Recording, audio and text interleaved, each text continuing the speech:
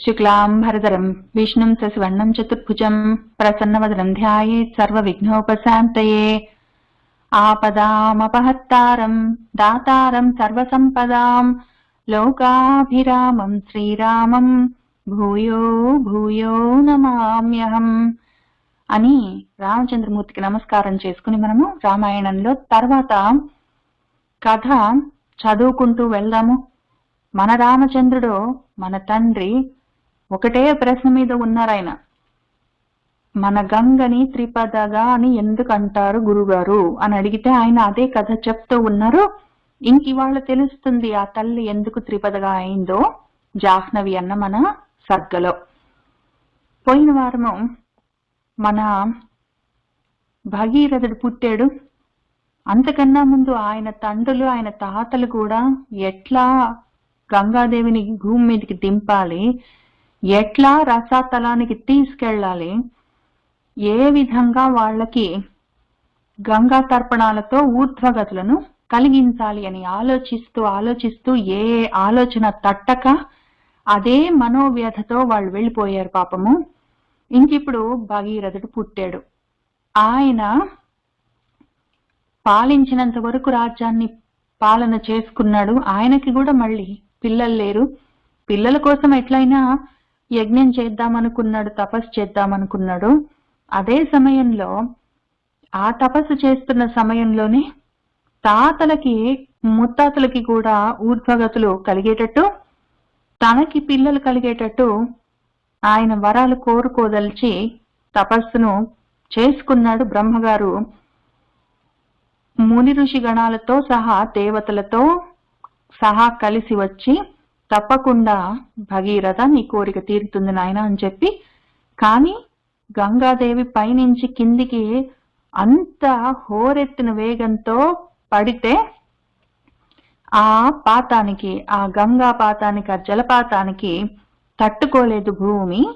శివుడు ఒక్కడే ఆ గంగని పట్టుకోగలడు. కాబట్టి నువ్వు వెళ్ళి గంగను పట్టుకోవడానికి వీలుగా శివుడిని అడుగని చెప్పి లోపల గంగకు కూడా చెప్పి ఆయన, మరి నువ్వు భూలోకానికి వెళ్ళవలసి ఉంటుంది, నేను ఆ వరం ఇచ్చాను భగీరథుడికి అని చెప్పి ఆయన మళ్ళీ ఆయనతో పాటు వచ్చిన అనుచర గణాలతో ఆయన మళ్ళీ తిరిగి ఆయన లోకానికి వెళ్ళిపోయాడు. అక్కడ ఉన్నాము. అక్కడ పోయిన వారం మనం చూసుకున్న కథలో ఒక అందమైన మాట కనిపించింది. నాకు మళ్ళీ గుర్తొచ్చింది. ఆ భగీరథ మహారథ మనోరథ అని రథాలే ఉన్నాయి అక్కడ అన్ని. ఈ రథాలు ఒకసారి చూసుకుని వెళ్దాము. అందమైన మాటలు కనిపించినప్పుడు వదలడానికి బుద్ధి పుట్టదు అసలు. మహారథులు అంటే మనకి యుద్ధం చేసే పరాక్రమవంతమైన రాజుల్లో, క్షాత్రం తెలిసిన వాళ్ళలో, క్షత్రియుల్లో అర్థరథులు, రథులు, మహారథులు, అతిరథులు అని రకరకాలుగా ఉంటారు. రథంలో కూర్చొని ఒక్కొక్క రథికుడు ఎంత మందితో యుద్ధం చేయగలడు అని దాన్ని బట్టి లెక్కలు వేసుకుంటారు. చాలా బాగుంటుంది. వాళ్ళు మిడ్ లెవెల్ మేనేజర్సా, జూనియర్ లెవెల్ మేనేజర్సా, సీనియర్ ఎగ్జిక్యూటివ్సా అని చూసేటప్పుడు ఏ స్థాయిలో వాళ్ళు ఎంతమందిని, ఎన్ని డిపార్ట్మెంట్స్ ని, ఎంతమంది ఎంప్లాయీస్ ని మేనేజ్ చేస్తున్నారు అన్నట్టు ఇక్కడ కూడా ఉంటుంది. అయితే ఈ లెక్కలు కూడా అన్ని చోట్ల ఒకటే ఉంటాయని చెప్పలేము. కంపెనీ చిన్నదైతే ఒక నలుగురిని మేనేజ్ చేసేవాడు మేనేజరు, 10 మంది ఆయన కింద ఉంటే ఆయన సీనియర్ మేనేజర్ లాగా ఉంటుంది ఇక్కడ కూడా. కానీ ఆ రకంగా ఉన్న వాళ్ళలో అంత గొప్ప రథంలో ఉండి ఇంతకీ యుద్ధం చేయగలిగిన వాళ్ళని అర్థం. మహారాజులు అంటే అందరికన్నా గొప్పగా రథంలో ఉండి యుద్ధం చేయగలిగిన వాళ్ళు అటువంటి వాళ్లలో మన భగీరథుడు ఉన్నాడు. కాబట్టి ఆయన మహారథుడు. చాలా మందితోటి, ఒక 10,000 మంది సైన్యంతో ఒకటేసారి రథంలో ఉండి ఆయన యుద్ధం చేయగలడు. కాబట్టి మహారథుడు. ఇప్పుడు ఇంతకైన ఎవరు? భగీరథుడు. భగములు అంటే ఆ ఐశ్వర్యము ఉండాలి, ఆ తేజస్సు ఉండి దానితో ఆయన ఉన్నవాడు కాబట్టి భగీరథుడు. భగములతో ఉన్నవాడు భగి. ఇప్పుడు ఈ భగములతో ఉన్నవాడు గొప్పగా యుద్ధం చేయగలిగిన వాడు మహారథుడు, భగీరథుడైన వాడు. దేంతో ఉన్నాడు అంటే మనోరథంతో ఉన్నాడు. మనోరథం అంటే కోరిక. ఇది చూస్తే నాకెందుకో మాటిమాటికి ఆయన ఏ ఉద్దేశంతో రాశారో మన వాల్మీకి తెలియదు. ఆయన కూడా ఒక్కొక్కసారి ఇట్లాంటి పద విన్యాసాలు చేస్తుంటారు. ఇంకా ఇప్పుడే మనం బాలకాండలో ఉన్నాం, ఇంకా కొంచెం ముందుకు వచ్చామంటే తర్వాత కాండల్లో ఆయన ఇంకా గొప్పగా రాస్తారు. అసలు సుందరకాండ ఇంకా విజృంభించి రాస్తారు, ఇంకా తర్వాత యుద్ధకాండ ఇంకా గొప్పగా రాస్తారు. అసలు ఇంకా ముందుకు వెళ్తున్నా కొద్దీ ఇప్పుడే మొదలు పెట్టారు ఆయన కథ, కాబట్టి ఇప్పుడు ఇంకా ఎక్కువ తెలియదు మనకి. ఇంక ముందుకు వెళ్తున్నా కొద్దీ ఇంకా ఎంత గొప్పగా ఉంటాయో ఇట్లాంటి పద విన్యాసాలు ముఖ్యంగా చూసుకోవాలి మన వాల్మీకి రాసిన వాటిలో. ఇంకొకటి ఏంటంటే అందము, ఈయనే మొదలు పెట్టారు ఈ మొత్తం ఒరవడి, ఈ మొత్తం పద్ధతి విధానం, అసలు కథ రాసే విధానం అంతా మొదలు పెట్టింది మన వాల్మీకే. ఇది ఆది కావ్యం చదువుకుంటున్నాం, ద ఫస్ట్ ఎవర్ బుక్. అసలు అది ఆశ్చర్యంలో నుంచి నేను బయటికే రాను ప్రతిసారి రామాయణం పెట్టుకున్నప్పుడల్లా. అసలు మొత్తం ఉన్న పుస్తకాల్లో, నాన్ ప్రింటెడ్ బుక్స్ ఎవర్ లో ఫస్ట్ది చదువుకుంటున్నాం. అసలు ఎంత అదృష్టమో. ఆది కావ్యము అది నా చేతిలో ఉంటే, నా చేతిలో పట్టుకొని చదువుకుంటున్నానంటే ఇంకా అసలు ఎంత ఉత్సాహంగా అనిపిస్తుందో నాకు. అదొకటి చూడాలి ఆయన ఇటువంటి పద విన్యాసాలన్నీ. రెండోది ఏంటి చూడాలంటే, మన వాల్మీకి ఎంత మల్లెపూ లాంటి మనసు ఉంటుందో అంత శుతిమెత్తని హాస్యం అంతా కురిపిస్తుంటారు. ఆ హాస్యం తొందరగా వెంటనే కనపడదు మనకి, ఎందుకంటే ఆయన గంభీరంగా రాసినట్టు అనిపిస్తుంది. చూస్తే అన్ని జోకులు ఉంటాయి, చాలా బాగుంటుంది, ముద్దుగుంటుంది. ఇంకొకటి ఏం చూడాలంటే, వాల్మీకి రచనలో ముఖ్యంగా వర్ణనలు ఉంటాయి. వర్ణనలు అసలు వర్ణించే పద్ధతిని ఈయనే మొదలు పెట్టారు. ఎక్కువగా వర్ణించి అన్ని విషయాలు ఆయన ఏం వర్ణించారు, ఆయనకి అంత మనసుకి పట్టదు. కానీ ఎందుకో తెలీదు, ఆకాశం చూసినా, చంద్రుణ్ణి చూసినా, సముద్రం చూసినా, గంగను చూసినా ఇంకా ఆయన ఆగరు. ఇంకా ఎంత గొప్పగా రాస్తారో. ముఖ్యంగా ఆకాశం చంద్రుడు కనిపించారంటే ఇంకా ఆయనకి పట్టపగ్గాలు ఉండవు, కానీ వర్ణనలు చాలా బాగుంటాయి. అవి చూసుకోవాలి మనము. ఇంకొకటి వాల్మీకి మహర్షి రాసే దాంట్లో మనం నేర్చుకోవాల్సినది, వీటన్నిటి మీద దృష్టి పెట్టాలి. అందుకని చెప్తున్నాను నా తాపత్రయం. ఇంకొక దాని మీద దేని మీద దృష్టి పెట్టాలంటే, సమయం ఆయన ఏం డైరెక్ట్ గా చెప్పరు. కాలము ఈ ఫలాని సంవత్సరంలో ఇట్లా జరిగిందని ఆయన చెప్పరు, కానీ అన్ని గుర్తులు చెప్తారు. ఆకాశంలో చంద్రుడు ఇక్కడున్నాడు, చుక్కలు అక్కడ, ఫలాని నక్షత్రం అక్కడుంది, ఆకాశంలో ఫలాని నక్షత్రం, ఫలాని చంద్రుడు ఫలాని సమయంలో కనిపిస్తున్నాడు, ఈ దిక్కున కనిపిస్తున్నాడు అని చెప్తారు. అట్లా చెప్పేసరికి మనం ఇంకా కూర్చొని, ఓహో ఈ సంవత్సరము, లేకపోతే ఈ నెల, లేకపోతే ఈ రోజు, ఈ తిథి అని మనం లెక్కలు వేసుకోవాలి. ఆ విధంగా ఇస్తారు ఆయన. దానికోసమే కూర్చొని మొత్తం రామాయణంలో ఏ రోజు ఏం జరిగింది, రామచంద్రమూర్తి ఎప్పుడు పుట్టారు, కొన్ని చెప్తారు, కొన్ని చెప్పరు. ఆ చెప్పినప్పుడు రామచంద్రమూర్తి ఏ రోజు పుట్టారు అని చెప్తారు. అక్కడి నుంచి తర్వాత ఆయన చెప్తున్న చంద్రుడు ఎక్కడున్నాడు, చుక్కలు ఎక్కడున్నాయని చెప్పే లెక్కల్ని బట్టి, నీడలు ఎంత పొడుగ్గా ఉన్నాయని చెప్పేదాన్ని బట్టి మనం లెక్కలు వేసుకోవాలి. అట్లా చేసిన వాళ్ళు ఉన్నారు, రాసి పెట్టారు మన కోసము. ఇవన్నీ అందాలు ఆయన రచన శైలిలో. అవి చూసుకుంటుంటే చదువుతున్నప్పుడు ఉత్సాహంగా ఉంటుంది. అందుకని చూస్తూ ఉండండి. వీటి కోసం ఒకవేళ నేను మిస్ అయితే కూడా నాకు చెప్పండి, మనం కలిసి చదువుకుందాము. కాబట్టి ఇక్కడ మనోరథము అంటే ఆశ, కోరిక ఏదైనా, భగీరథము అంటే భగములతో ఉన్నవాడు, ఆ విధంగా నడుస్తూ ఉన్నది ఆయన జీవితము. మహారథము అంటే ఆయన గొప్పగా యుద్ధం చేయగలిగిన వాడు జనరల్ గా అర్థాలు. ఇక్కడ నాకెందుకో నా మనసుకి ఏమనిపిస్తుందంటే, మహారథం, భగీరథం, మనోరథం అని పెట్టారు. మనోరథం అని 3 శరీరాలు అనుకోండి. 3 శరీరాల్లో మనోరథం అన్నప్పుడు సూక్ష్మ శరీరం అనుకుందాము, భగీరథము అన్నప్పుడు దాని వెనకాల ఉన్న మొత్తం అది పుట్టవలసిన కారణ శరీరము. ఇక్కడ మహారథం అన్నప్పుడు ఈ శరీరం అసలు యాక్చువల్ గా ఫిజికల్ గా స్థూలంగా ఉన్న శరీరం, స్థూల శరీరము. వీటన్నిటితో మహాన్ గొప్పగా ఉన్నాడిన ఆయన ఇప్పుడు ఇక్ష్వాకు కులానికి వర్ధనుడై ఉన్నాడు. ఆయన అందుకోసమని మన రామచంద్రమూర్తి కులాన్ని వృద్ధి పొందించడం కోసం వచ్చినవాడు. ఆయన కథని మన ఇక్ష్వాకు కులాన్ని వృద్ధి పొందించడానికి వచ్చిన మన రామచంద్రమూర్తితో మన విశ్వామిత్ర మహర్షి చెప్తున్నారు. ఊరికి నేను చూపిస్తున్నాను, ఇటువంటివి ఏమైనా కనిపిస్తే కూడా సంతోషంగా చూసుకుంటూ వెళ్తుంటే బాగుంటుంది. ఇంక రామాయణము అన్నిటికన్నా ముందుంటుంది. దీన్ని చూసి అందరూ రాయడం నేర్చుకున్నారు. ఎట్లా రాయాలి, కథ ఎట్లా రాయాలి, పద్యం ఎట్లా రాయాలి, శ్లోకం ఎట్లా రాయాలి, అందులో అర్థమేమి, వర్ణించడం ఎట్లా అని. ఒక్క విషయం ఏంటంటే, మన వాల్మీకి మహర్షి అత్యవసరమైన కథ main line main story line ఏముంటుందో అది రాస్తారు, మిగిలినవన్నీ కొంత కొంత చెప్తారు. చాలా మటుకు పేర్లు కూడా ఉండవు. తర్వాత వాళ్ళు మన వ్యాసుల వారు, ఆ తర్వాత వచ్చిన కాళిదాసు, ఆ తర్వాత వచ్చిన శ్రీనాథుడు, వాళ్ళందరూ రకరకాలుగా ఇంకా గొప్పగా ముందుకు తీసుకొని వెళ్ళిపోయారు. అస్సలు ఫౌండేషన్ బేస్మెంట్ మన వాల్మీకి వేస్తే ఆయన పైన అందరు గొప్పగా ఇంత గొప్ప గ్రంథాలన్నా భవంతులన్నీ కట్టారు. కాబట్టి అదొకసారి చూసుకోవాలనిపించింది. వాల్మీకి మహర్షి గురించి కూడా మాట్లాడుకోవాలనిపించింది, అందుకని ఆపాను. ఇక్కడి నుంచి చూద్దాము. జాహ్నవి కాబట్టి మన బ్రహ్మగారు చెప్తూ వెళ్ళారు. ఆయనకి మన భగీరథుడికి చెప్పాడు, తర్వాత గంగకు కూడా చెప్పాడు, మనం రావాల్సి ఉంటుంది అని చెప్పాడు. చెప్పి ఆయన జగామ వెళ్ళిపోయాడు. వెళ్ళిపోయిన తర్వాత ఏం జరిగిందో చూద్దాము.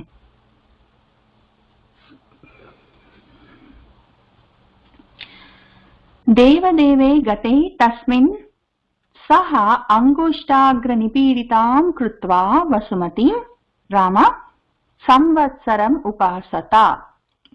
ఓ రామ, ఇంకప్పుడు ఏం జరిగిందంటే, ఈ విధంగా మన దేవదేవుడు గతే వెళ్ళిపోయిన తర్వాత, బ్రహ్మగారు వెళ్ళిపోయిన తర్వాత, సహ మన భగీరథుడు అంగుష్ట అగ్ర నిపీడితం,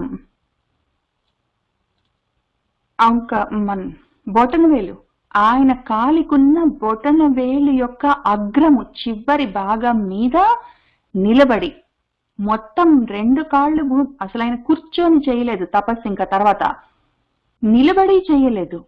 2 కాళ్ళతో నిలబడి కాదు, ఒక్క కాలు మీద నిలబడి, అది కూడా ఒక్క వేలు మీద, ఒక్క బొటన వేలు మీద, అది కూడా బొటన వేలు యొక్క అంచు మీద నిలబడి, ఇంకా ఆ వసుమతి భూమిని నిపీడితాం కృత్వా, దాన్ని పిండుతూ, ఇంక మొత్తం బరువంతా ఆ భూమి మీద వేసి, ఆయన చేతులు మొత్తం పైకి చాచి ఆకాశం వైపుకు చూస్తూ అంత తీవ్రమైన తపస్సును ఒక సంవత్సరం పాటు ఉపాసించాడు. ఆ విధంగా తపస్సు చేశాడు ఆయన. అంత తీవ్రమైన తపస్సు చేశాడు మన భగీరథుడు. వీళ్ళు తపస్సు చేయడం అంటే ఇంకా ఒక సంవత్సరం తపస్సు చేశాడంటే సంవత్సరం ఇంకా అసలు కూర్చోకుండా అన్నం తినకుండా అని అట్లా చెప్పడానికి ఉండదు. తపస్సు చేసే సమయంలో వాళ్ళు తపస్సు చేస్తారు, మిగిలిన సమయంలో శరీర పోషణ కూడా చూస్తారు. కానీ చేసినంతసేపు మాత్రం, ఎంతసేపు తపస్సులో కూర్చుంటారో అంతసేపు వాళ్ళు ఇటువంటి తపస్సు అంగుష్ట అగ్ర నిపీడితం చేస్తూ వసుమతిని ఆయన చేస్తున్న తపస్సులో ఊర్ధ్వబాహులై ఉంటారు. 2 చేతులు పైకెత్తి ఆకాశం వంక చూస్తూ ఉంటారు. ఇంకొక కాలు ఏం చేస్తారు మరి, ఒక కాలుని భూమి మీద, కాలు కూడా కాదు, ఒక బొటన వేలిని భూమి మీద పెట్టి నిలబడ్డారంటే ఇంకొక కాలు ఏం చేస్తారంటే దాన్ని మడిచి ఆ పక్క కాలు మోకాల దగ్గర పెట్టి నిలబడతారు. మనం చూస్తాము, సినిమాల్లో కూడా చూపిస్తారు, అప్పుడప్పుడు బొమ్మల్లో కూడా, ఇమేజెస్ లో గూగుల్ చేస్తే కనిపిస్తాయి. ఆ రకంగా అంత తీవ్రమైన తపస్సు చేశాడు ఆయన. ఇంకా దేవదేవే గతే తస్మిన్ సహ అంగుష్టాగ్ర నిపీడితాం కృత్వా వసుమతిం రామ సంవత్సరం ఉపాసత. ఇప్పటికే అసలు ఆయనకి ఆ వరం, 2వ వరం కూడా వచ్చింది ఆయనకి. నాకు కొడుకులు కావాలి, నా వంశం నిలబడాలని అడిగాడు. ఆ వరం కూడా ఇచ్చాడు బ్రహ్మగారు. కానీ దాని సంగతి తర్వాత చూస్తాడు. ఆయన ఇంటికి వెళ్ళి మళ్ళీ ఆయన రాజ్యాన్ని పాలన చేసుకుంటూ భార్యతో కూడి ఉన్నప్పుడు పిల్లలు కడుపుతారు. ఇప్పుడు పిల్లల కోసం ఆయన ఇంటికి పరిగెత్తలేదు, ముందు ఈ పని కావాలి. ఈ వరం అయితే వచ్చింది, గంగని ఆకాశం నుంచి దించేందుకు బ్రహ్మగారి దగ్గర నుంచి అనుమతి అయితే వచ్చింది, కానీ గంగను పట్టుకునేందుకు శివుడు కూడా కదిలి రావాలి. ఈ పని మొత్తం అయినాక అప్పుడు ఇంటికి వెళ్తాడు ఆయన. అప్పుడు ఆయనకి పిల్లల గురించిన ధ్యాస కలుగుతుంది. అసలు ఆయనకి ఆ వరం ఉన్నది తర్వాత చూసుకుంటాడు. ఇప్పటికైతే ఈ పనిలో ఉన్నాడు ఆయన. అథ సంవత్సరే పూర్ణే సర్వలోక నమస్కృత ఉమాపతి పశుపతి రాజానం ఇదం అబ్రవీత్. అథ ఇంకా తర్వాత ఒక సంవత్సరే పూర్ణే, ఒక సంవత్సరం పాటు ఆయన ఆ విధంగా అంత తీవ్రమైన తపస్సు చేశాడు. ఆ సంవత్సరం పూర్తయిన తర్వాత సర్వలోక నమస్కృత, అన్ని లోకాలతో నమస్కారాలు స్వీకరించేవాడు. ఉమాపతి, ఉమాదేవి యొక్క భర్త అయిన వాడు. పశుపతి, మన పరమశివుడు పశువులకు పతి అయిన వాడు, పాశములతో బంధింపబడ్డ ప్రాణులకు పతి అయి వాళ్ళని పాలిస్తూ ఉండేవాడు. ఆయన మన పరమశివుడు రాజానం రాజుగారితో, మన భగీరథుడితో ఇదం ఈ విధంగా అబ్రవీత్ అన్నాడు. అథ సంవత్సరే పూర్ణే సర్వలోక నమస్కృతః ఉమాపతిః పశుపతిః రాజానం ఇదం అబ్రవీత్. ప్రీతః తే అహం నరశ్రేష్ఠ కరిష్యామి తవ ప్రియం శిరసా ధారయిష్యామి శైలరాజసుతాం అహం. ఆయన ఓ నరశ్రేష్ఠ, ఓ రాజా అని పిలిచాడు మన శివుడు భగీరథుణ్ణి. పిలిచి తే నీ వల్ల అహం నేను ప్రీత సంతోషించిన వాణ్ణయ్యను, నువ్వు చేసిన తపస్సుకి నేను సంతోషించాను ఓ భగీరథ. తవ నీ యొక్క ప్రియం, నీకు ఇష్టమైన పనిని నేను కరిష్యామి చేస్తాను, అట్లానే నువ్వు కోరుకున్నది నేను చేస్తాను. శైలరాజసుతాం పర్వతరాజు కూతురు గంగాదేవిని అహం నేను శిరస నా తల మీద ధారయిష్యామి పట్టుకుంటాను అని చెప్పాడు. ప్రీతః తే అహం నరశ్రేష్ఠ కరిష్యామి తవ ప్రియం శిరసా ధారయిష్యామి శైలరాజసుతాం అహం.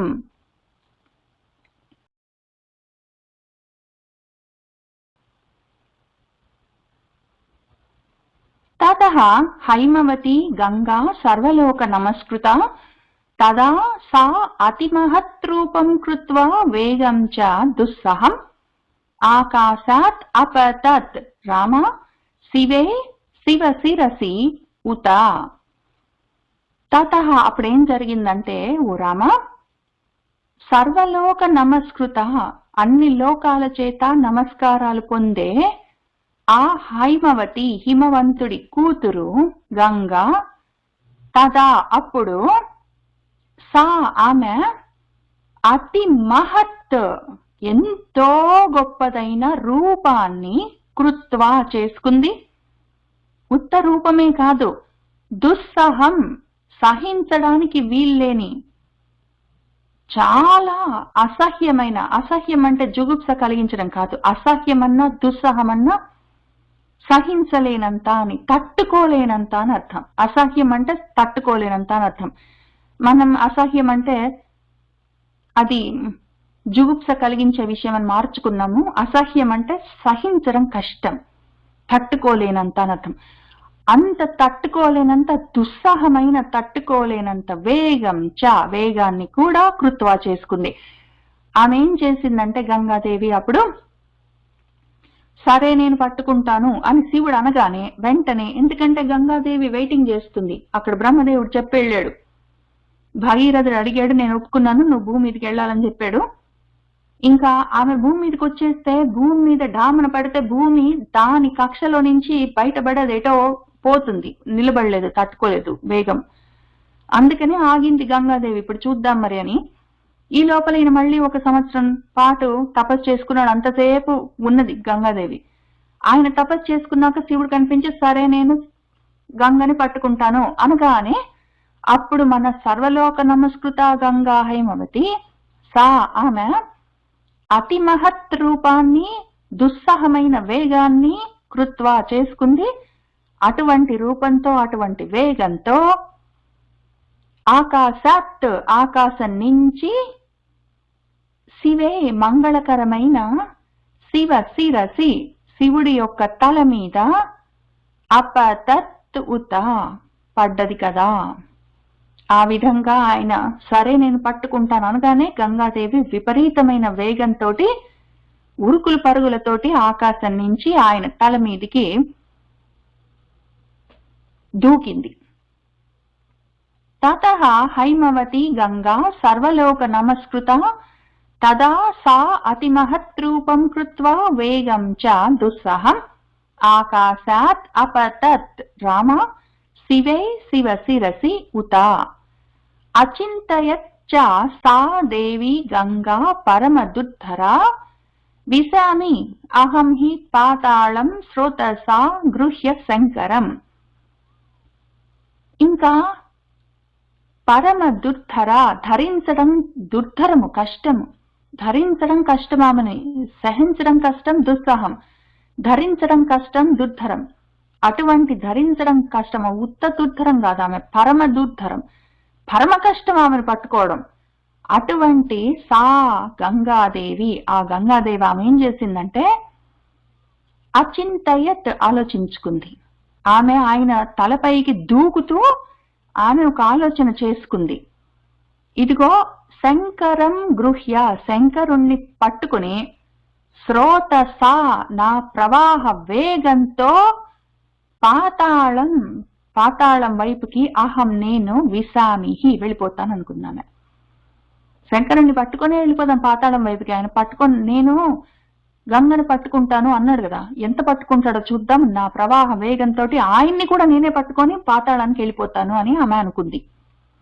అచింతయచ్చ సా దేవి గంగా పరమ దుర్ధర విసామి అహం హి పాతాళం స్రోతసా గృహ్య శంకరం అనుకుంది.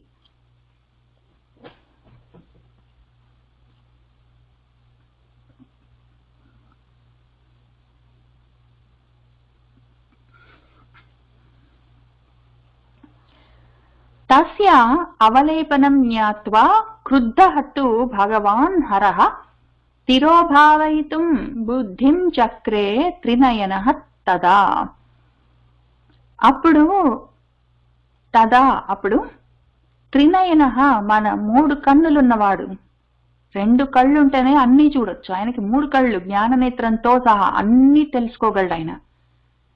అటువంటి భగవాన్ హరః, భగవంతుడైన మన శివుడు, తస్య, ఆ గంగాదేవి యొక్క అవలేపనం, గర్వాన్ని, జ్ఞాత్వా, తెలుసుకుని, క్రుద్ధః, కోపం వచ్చిన వాడయ్యాడు. ఆయనకి చాలా కోపం వచ్చింది ఆమె అట్లా అనుకుంటే.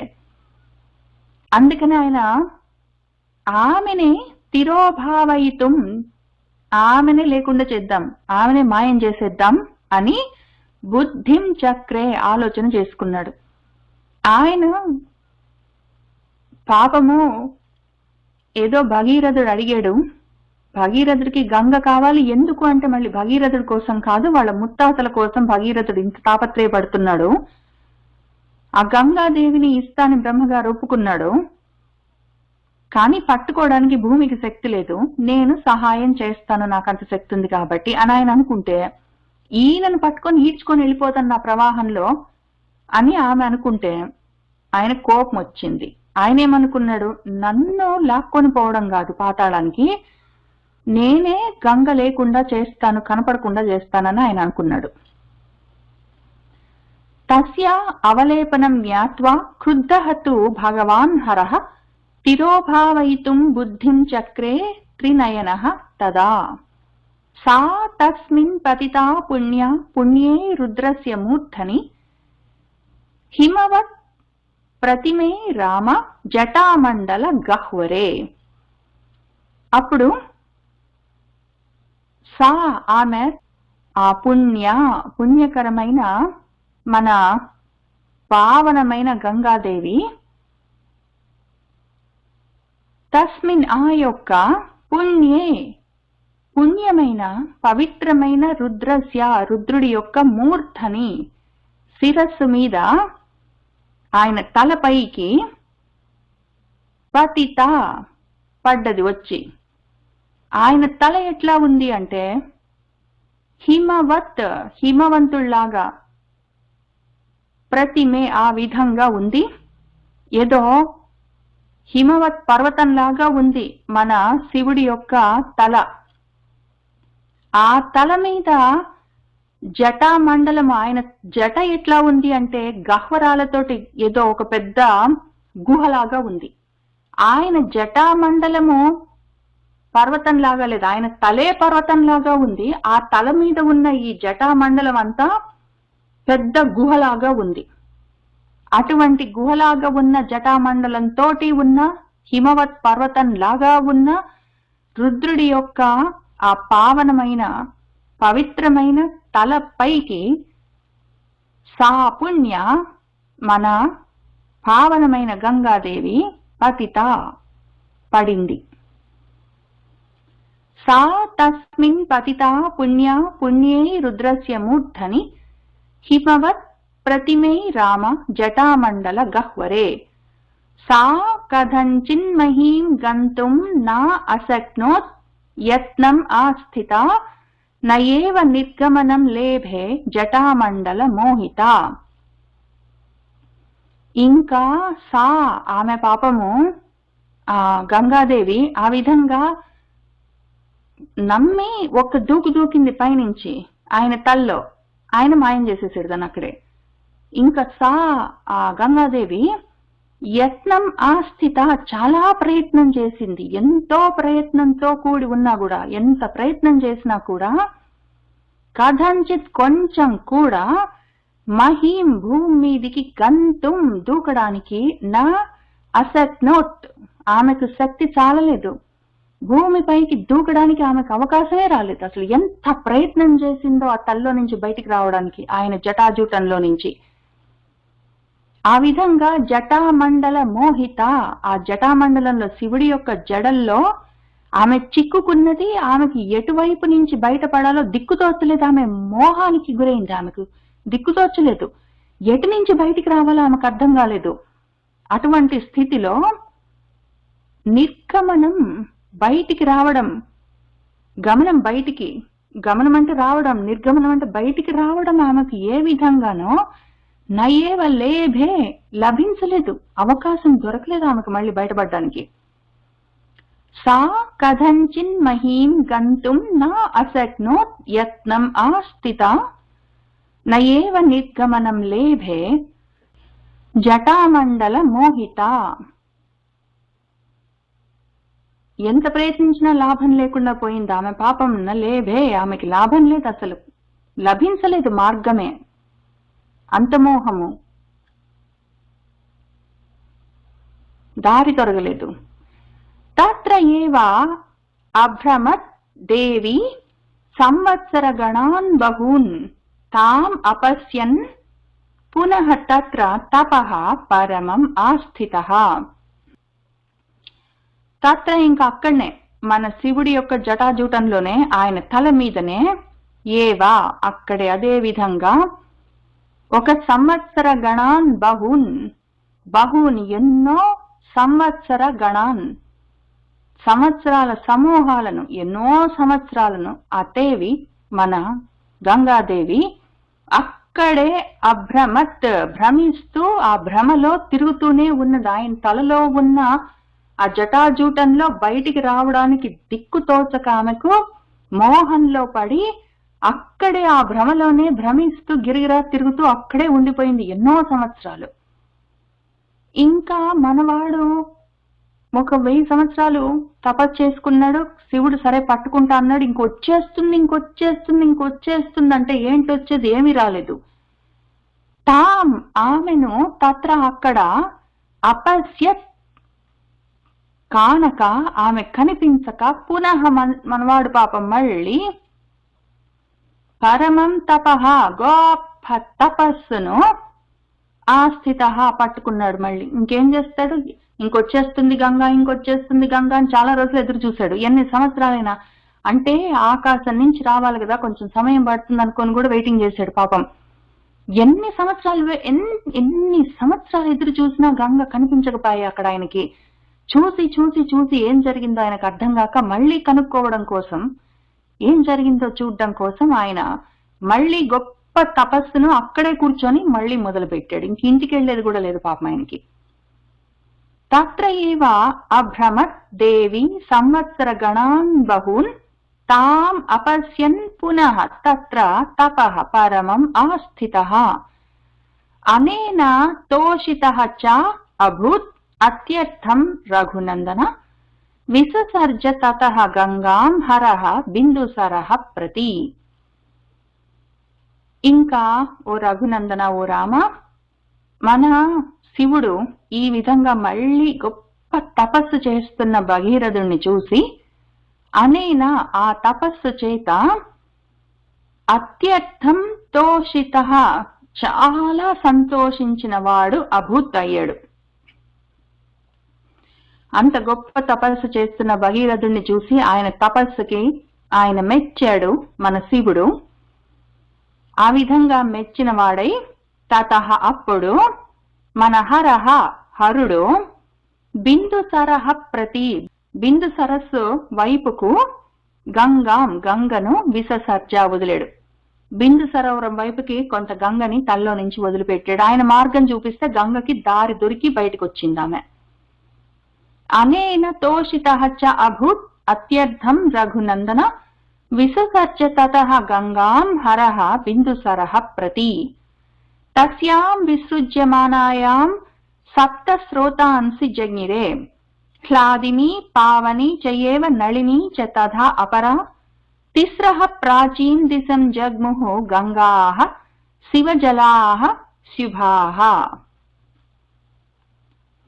అప్పుడేం జరిగిందంటే తస్యాం ఆమెను ఆ విధంగా ఆయన వదిలిపెడితే ఆమె యొక్క ఆ విసృజ్యమానాయాం వదిలిపెట్టబడుతూ ఉన్న తల్లి గంగాదేవి ఎంత వదిలిపెట్టాడో కొంతవరకు ఆ బిందు సాగరం వైపుకి అటు సైడు బయటకు వచ్చిన మన గంగాదేవి సప్త ఒక 7 స్రోతాంసి పాయలుగా ఒక 7 కాలువలుగా ప్రవాహాలుగా జగ్నిరే అయ్యింది. ఒక 7 ప్రవాహాలు బయటకు వచ్చాయి ఆయన తల్లో నుంచి.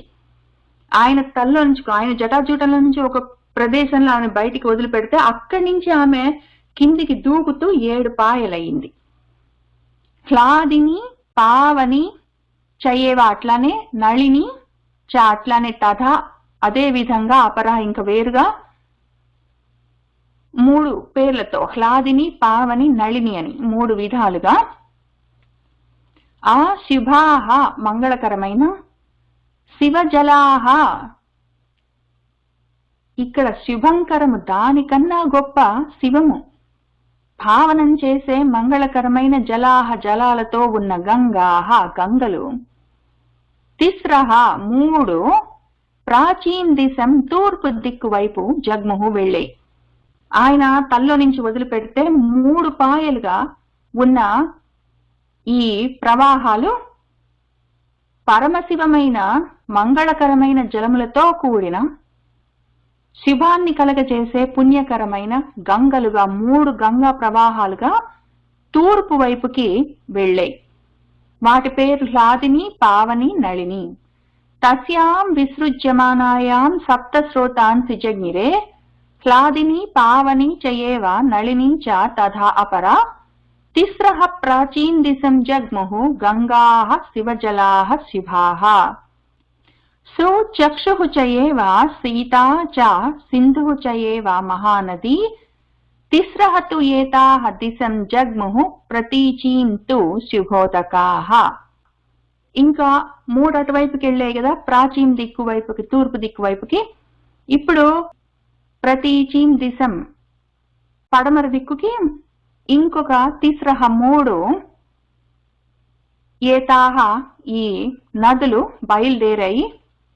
అవి ఏంటంటే సుచక్షుః చయేవ అట్లానే సీత అని ఇంకొకటి చ ఇంకా సింధుః సింధు చయేవ ఆ విధంగా ఆ మహానది 3 విధాలుగా ప్రతీచీం దిశం ఆ పడమర దిక్కుకు శుభోదకాః మంగళకరమైన నీళ్లతో ఆ జలపాతాలు జగ్ముహు బయలుదేరాయి. సుచక్షుః చయేవ సీతా చ సింధుః చయేవ మహానదీ తిస్రః తు ఏతాః దిశం జగ్ముః ప్రతీచీం తు శుభోదకాః.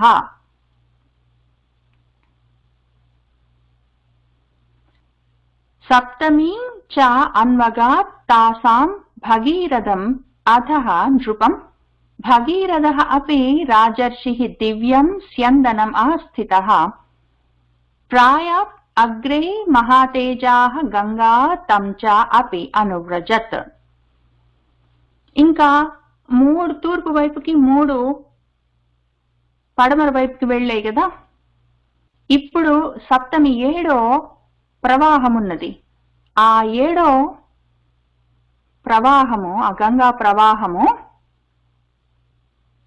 భగీరథం నృపం భగీరథ మహారాజు వెనకాల అన్వగాత్ బయలుదేరింది. మన శివుడు యొక్క జటాజూటంలో నుంచి బయటికి వచ్చిన తాసాం ఆమె యొక్క 7వ పాయ భగీరథుడి వెంట బయలుదేరింది. ఇంకప్పుడు మన భగీరథ రాజర్షి, మన భగీరథుడు మహారాజే కాదు, ఆయన గొప్ప రాజర్షి. ఆయన ఇంకప్పుడు ఒక దివ్యం స్యందనం. స్యందనం అంటే 2 అర్థాలు ఉన్నాయి. స్యందనం అంటే పల్లకి అని అర్థం ఉంది, స్యందనం అంటే రథం అని అర్థం ఉంది. ఇక్కడ రథం అన్న అర్థం తీసుకుందాము. ఒక దివ్యమైన రథాన్ని ఆస్థిత ఎక్కి బయలుదేరాడు ఆయన. ప్రాయాత్ ముందు, ఆయన ముందు అగ్రే నడుస్తూ ఉన్నాడు. నడుస్తూ ఉంటే ఆ మహాతేజాహ తమ్ ఆయనని గంగాదేవి అపి కూడా అనువ్రజత్ అనుసరించి నడుస్తూ ఉన్నది. ఆయన ఇంకా దించాడు ఇంతకి భూమి మీదకి. 3 పాయలు అటు 3 పాయలు ఇటు పోయినా కూడా ఒక పాయ ప్రవాహం ఈయన వెంట వస్తూ ఉన్నది, మన భగీరథుడి వెంట. ఆయన పరమ సంతోషించుంటాడు. ఇంకా ఒక బంగారు రథాన్ని ఎక్కి ఆయన ముందు వెళ్తుంటే ఆయన అనుసరించి ఆయన వెనకాల వస్తూ ఉన్నది గంగాదేవి. ఇది చదువుతుంటే నాకు ఒకటి గుర్తొచ్చింది. ఏదో యూట్యూబ్ వీడియోలో చూశాను, ఎందుకు వచ్చిందో ఒక్కొక్కసారి అది లైన్అప్ చేస్తుంటుంది. అందులో ఏదో ఒక నది పారుతున్నది. ఒక్కొక్క సమయంలో మరి అక్కడ నది ఎండిపోతుందో ఏంటో తెలీదు. వర్షాలు పడి మరి వస్తున్నది, వరదలు వస్తున్నాయి. వరద కాదు, నది పారుతున్నది, ఇంక వస్తుంది మన ఊరి సైడ్ కంటే. ఆ ఊళ్ళో వాళ్ళందరూ ముందే మరి వాళ్ళకి ఎట్లా తెలిసిందో నది వస్తుందని కొన్ని గంటల ముందే వెళ్ళి అక్కడ ఉన్నారు. అటు ఇటు ఒడ్డు వైపుకి ముందు కొంచెం అసలు ముందు శబ్దం వచ్చింది. అది వీడియో చాలా బాగుంది యూట్యూబ్ లో. ముందు శబ్దం వచ్చింది, గలగల నీళ్ల శబ్దము. ఆ గలగల శబ్దం అయిపోయిన తర్వాత పుల్లలు అవి విరుగుతున్న శబ్దం వచ్చింది. ఆ తర్వాత నీళ్లు కనిపించాయి. ఇంకందరూ ఆ మొట్టమొదట చూసిన నీళ్లతోటి అక్కడ నీళ్లు వెళ్ళడానికి వీలుగా నది ఉన్నట్టే ఉంది, కానీ ఎండిపోయి ఉంది కదా. అందులో నుంచి నీళ్లు వస్తుంటే వాళ్ళు అక్కడికి వెళ్ళి ఆ నీళ్లను ముందు తాకి నమస్కారాలు చేస్తున్నారు. కొంతమంది సాష్టాంగ నమస్కారాలు చేస్తున్నారు. అది ఇంకా ఉధృతంగా వెళ్ళిపోతుంటే దూరంగా వెళ్ళిపోయారు. చాలా బాగుంది అది. భూమి మీద పారుతున్న నదిని చూస్తేనే ఎన్ని సంవత్సరాలు అయిందో చూసి నాకు ఇంకా కళ్ళల్లో ఉంది. ఇది ఆకాశంలోంచి గంగ భూమి మీదకి దిగి ఆయన వెనకాల నడుస్తూ ఉంటే ఆయనకి ఎంత ఉత్సాహంగా ఉందో. ఆయన పైగా తపస్సు చేసి మరీ దించాడు దాన్ని. ఉత్త తపస్సు కాదు, 3 తపస్సులు చేశాడు. ముందు బ్రహ్మగారి కోసం చేశాడు, మళ్ళీ శివుడి కోసం చేశాడు, మళ్ళీ శివుడు పట్టేసుకుంటే మళ్ళీ దింపమని మళ్ళీ శివుడిని ప్రార్థించాడు. 3 తపస్సులు చేసి ఆ గంగని పట్టుకొని వస్తున్నాడు. మొత్తం గంగ కూడా కాదు, మొత్తం శివుడి తల్లో ఉంది.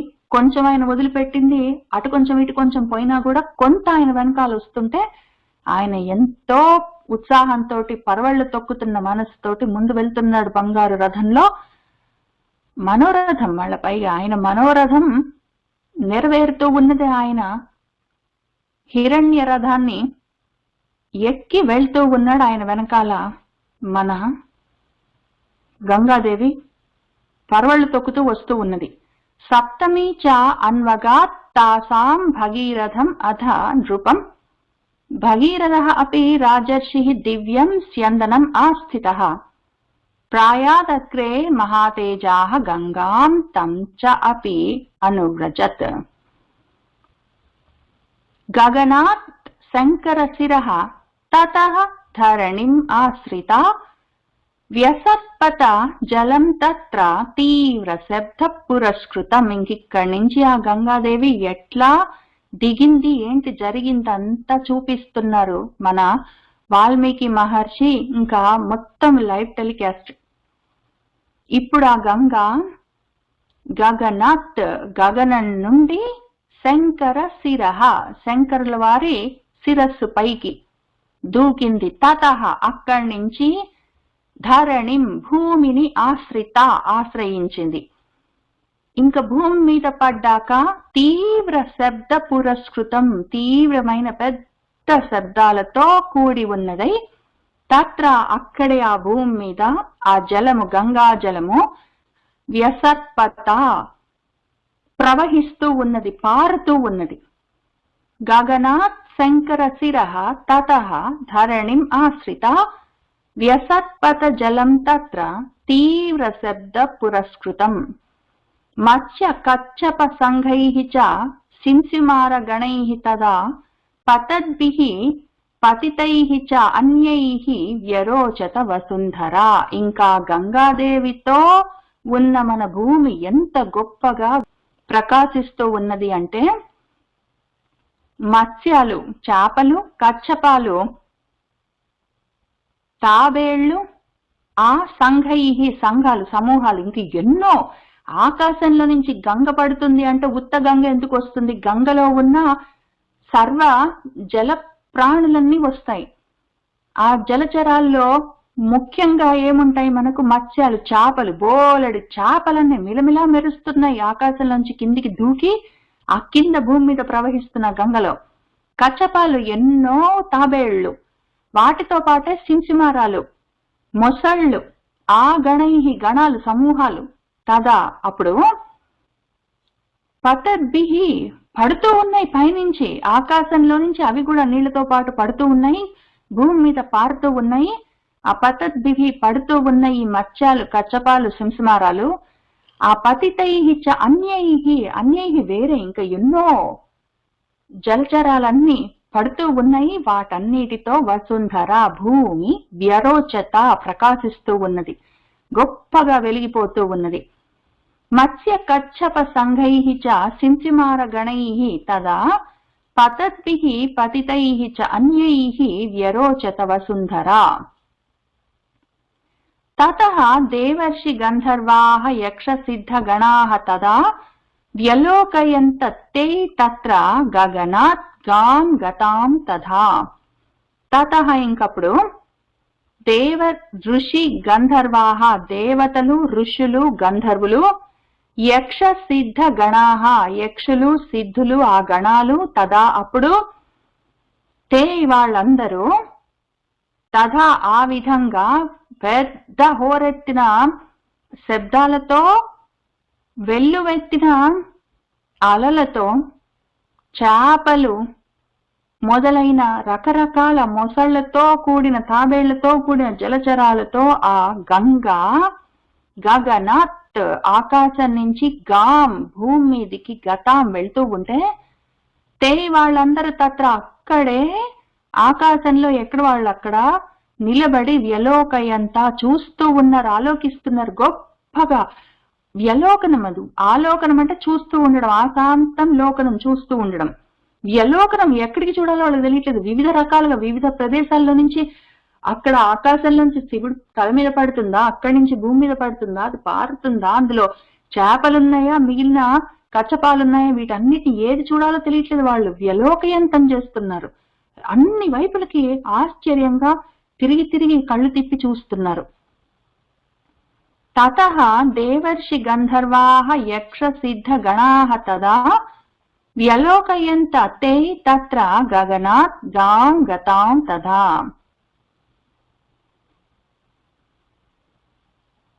విమానైః నగరాకారైః హయైః గజవరైః తదా పారిప్లవగతైః చ అపి దేవతాః తత్ర విష్ఠితాః.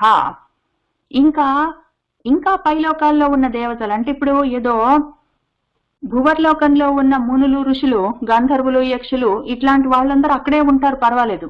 ఇంకా కొంచెం పైన ఉన్న వాళ్ళు కూడా, ఆకాశంలో ఉన్న వాళ్ళు, దేవతలందరూ దేవతాహ, వాళ్ళు ఏం చేశారు? ఆదరబాదరగా గంగా నది భూమి మీదకి దిగుతుందిట, చాలా గొప్పగుందిట, చూడవలసినది, ఇటువంటి దృశ్యం మళ్ళీ మళ్ళీ రాదు, చూడాలి అని అందరూ గబగబా విమానాలు వేసుకొని, వాళ్ళ కార్లన్నీ వేసుకొని వచ్చేస్తున్నారు. అవెట్లా ఉన్నాయి వాళ్ళు తెచ్చుకుంటున్న విమానాలు? విమానం అంటే ఆకాశంలో ఎగిరేవి అని అర్థం.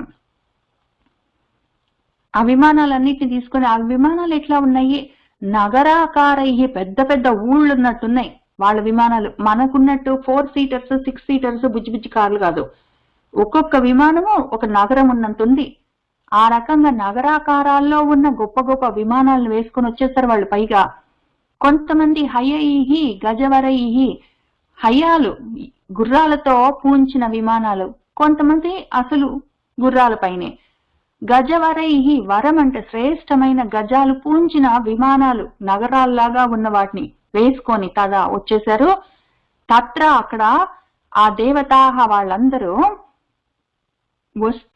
వచ్చి విష్ఠితాహ ఆగారు. ఆగి ఆకాశంలో గాల్లో ఆగి వాళ్ళ విమానాల్ని, నగరాకారాల్లో ఉన్న పెద్ద పెద్ద విమానాల్ని గాల్లో ఆపి వాళ్ళు చూస్తూ ఉంటే ఇదంత అద్భుతము.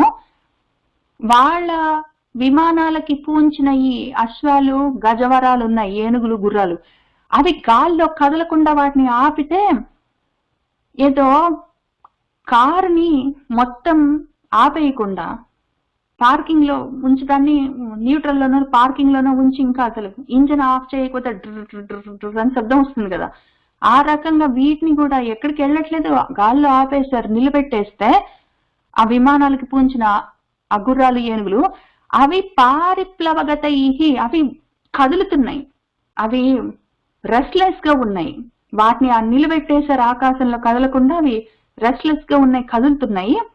ఆ రకంగా ఉన్న వాటిని ఆపి వాళ్ళు మాత్రం పెద్ద పెద్ద కళ్ళు చేసుకొని ఈ అద్భుతాన్ని చూస్తున్నారు. దేవతలందరూ తత్ర అక్కడ విష్ఠితాహ నిలబడి విమానైః నగరాకారైః హయైః గజవరైః తదా పారిప్లవగతైః చ అపి దేవతాః తత్ర విష్ఠితాః. తత్ అద్భుతతమం లోకే గంగాపతనం ఉత్తమం దిదృక్షవః దేవగణాః సమీయుః అమిత ఓజసః. తత్ ఆ యొక్క అద్భుతతమం, ఇంకా తమం అది సూపర్లేటివ్ డిగ్రీ, ఇంకా దీన్ని మించిన అద్భుతం లోకంలో లేనే లేదు. లోకంలో దీన్ని మించిన అద్భుతం లేదు. అటువంటి అద్భుతమైన విషయాన్ని ఆ గంగా పతనం ఉత్తమం, ఆ గొప్ప గంగా పతనాన్ని దిదృక్షవః చూడాలన్న కోరికతో దేవగణాః దేవతల సమూహాలన్నీ ఎక్కడెక్కడ లోకాల్లో నుంచి అమిత ఓజసః గొప్ప తేజోమూర్తులు, తేజో శరీరాలతోటి, దివ్య శరీరాలతోటి ఉన్న దేవగణాలందరూ అక్కడికి సమీయుః వచ్చారు. మన భగీరథుడు అంత పని చేశాడు, ఆయన ఒక్క గంగాదేవిని దింపలేదు, గంగాదేవితో పాటు మొత్తం దేవగణాలన్నిటి దింపాడు ఆయన. అందరూ దిగి వచ్చి ఆకాశంలో నిలబడి చూస్తున్నారు. అంత గొప్ప పని చేశాడు మనవాడు. తత్ అద్భుతతమం లోకే గంగా పతనం ఉత్తమం దిదృక్షవః దేవగణాః సమీయుః అమిత ఓజసః.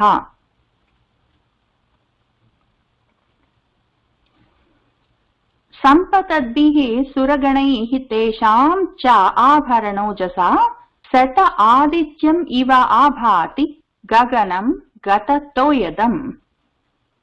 అప్పుడు సంపతద్భిః వచ్చి చేరిపోతున్నారు, గుంపులు గుంపులుగా సంపతద్భిః సమీపిస్తున్న ఆ సురగణైః దేవతల గణాల యొక్క, దేవతల సమూహాల యొక్క, తేషాం వారి యొక్క ఆభరణాల యొక్క ఓజస్సు వెలుగులు.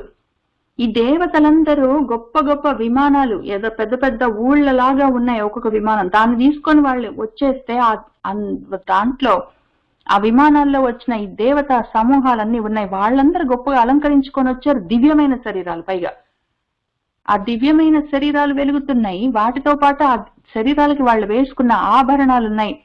వాటి ఓజస్సు తేజస్సు వాటితోటి ఏదో ఆ గగనం, ఆకాశము గత తోయదం, తోయములంటే నీళ్లు, దా అంటే ఇచ్చేవి, తోయదాలు అంటే మేఘాలు. మేఘాలు గతమైపోయిన లేవు, ఇప్పుడు ఆకాశంలో మేఘాలు కూడా లేవు. అటువంటి నిర్మలమైన ఆకాశంలో ఏదో ఒక 100 ఆదిత్యం, ఆదిత్యులు ఇవ ఆభాతి వెలుగులతో ఆకాశం నిండిపోయింది. ఈ దేవతలందరూ వాళ్ళ యొక్క ఆభరణాలు, వాటిలో నుంచి వస్తున్న తేజస్సులతో మబ్బులే లేని ఆ నిర్మలమైన ఆకాశము ఏదో ఆదిత్యులు ఒక్క చోట కూడితే ఎంత వెలుగులతో ఉంటుందో ఆ విధంగా అది వెలిగిపోతూ ఉన్నది ఆకాశం ఆ సమయంలో. సంపతద్భిః సురగణైః తేషాం చ ఆభరణ ఓజస శత ఆదిత్యం ఇవ ఆభాతి గగనం గతతోయదం. సింసిమార ఉరగ గణైః మీనైః అపి చ చంచలైః విద్యుద్భిః ఇవ విక్షిప్తం ఆకాశం అభవత్ తదా. ఇంకా పడుతూనే ఉన్నాయి. ఇంకా అది ఆగలేదు. గంగా ప్రవాహం ఆకాశంలో నుంచి భూమి మీదకి ఇంకా అయిపోలేదు. ఆ ప్రవాహం నడుస్తూ ఉన్నది. ఆ పైనుంచి పడుతూ ఉన్నవి ఊరికే గంగా ప్రవాహమే కాదు, నీళ్లే కాదు, అందులో ఇంకా వస్తూనే ఉన్నాయి. సింసిమార ఉరగ గణాలు, సింసిమారాలు మన మొసళ్ళు, ఆ సమూహాలు గణాలు, ఉరగాలు పాములు కూడా ఉన్నాయి ఆ నీళ్లలో. ఈ సింసిమారాలు, పాములు, ఈ గణాలు, వాటితో పాటు మీనయిహి చేపలు, అవి కూడా చేపలు కూడా. ఈ చేపలు ఎట్లా ఉన్నాయి? చంచల ఈ చంచలంగా కదులుతున్నాయి, గబగబా గబగబా కదులుతున్నాయి చేపలు.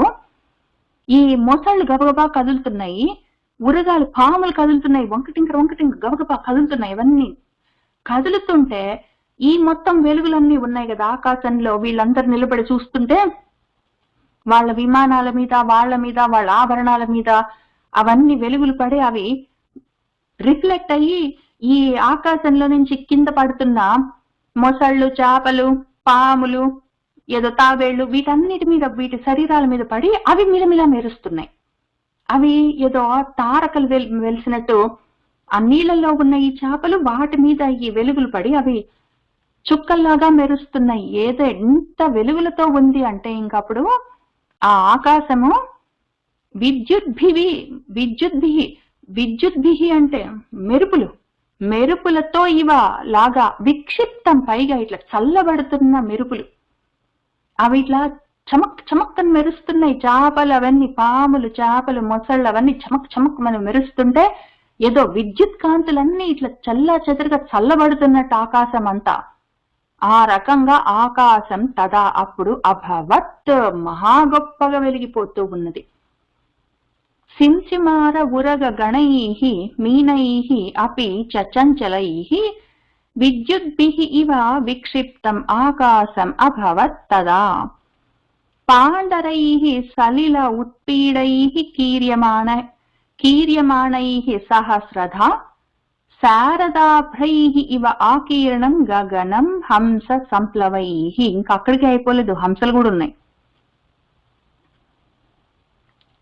పాండరైః తెల్లటి, సలిల ఉత్పీడైః సలిలోత్పీడాలంటే నురుగులు, ఆ నురగలతో తెల్లటి నురుగులు, నీళ్లు పడుతున్నాయంటే ఉత్త నీళ్లు ఉంటాయి, ఆ నురుగులన్నీ ఉంటాయి, తుంపెర్లన్నీ ఉంటాయి. అవి మన ఏదో నయాగార జలపాతం లాగా, మన